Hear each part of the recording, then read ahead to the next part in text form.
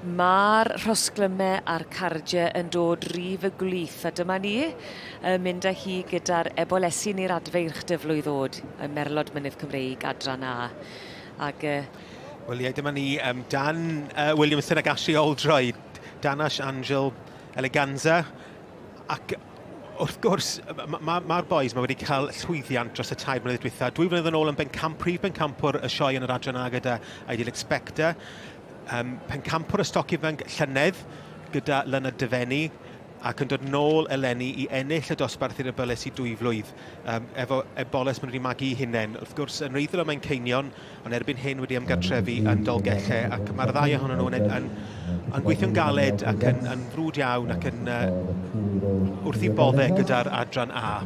Ac llongyfeiriad mawr iddyn nhw. Dan Williamson wrth gwrs sydd yn dangos yr Eboles yma. Ac mae'n dangos pan wyt ti'n buddsoddi ac yn neud y waith ymchwil, mae yn talu ar ei ganfed. Yndi, ac maen nhw'n sicr wedi gwneud hynna. Mae yna batrwm pan wyt ti'n gweld y cynta ail y trydydd wrth ochr ei gilydd. Mae yna cysondeb yn wir yn y teip mae Kitty wedi mynd ar ôl, ac yn amlwg bod yr ymddangoswyr hefyd wedi gallu gwerthfawrogi ac adnabod, wel dyma fe fydd Kitty bodoli isio mewn adran A.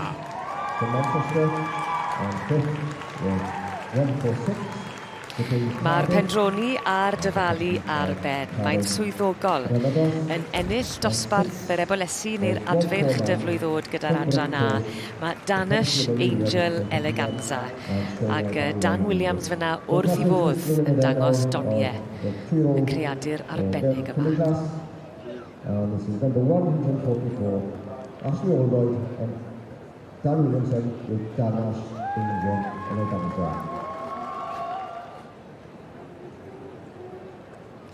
Well, Dan Williamson of the Danash stud. This is becoming a little bit of a yearly thing, this is, isn't it? You haven't come to the Royal Welsh yet and not gone without a red rosette. And you've started 2025 off fantastically as well.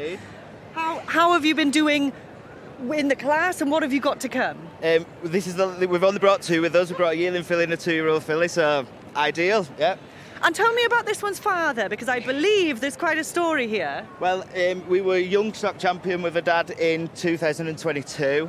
And he was young stock male and overall in 2023. This is his first daughter, so... I think he's done a good job. He's done a good job, yeah. Well, many congratulations. I know how much hard work you and Ashley put into the stud. You come here every year and succeed. Good luck with the rest of your week and hopefully we'll have another interview. Diolch yn fawr iawn. Diolch yn fawr iawn i chi. Llongyfarchiadau.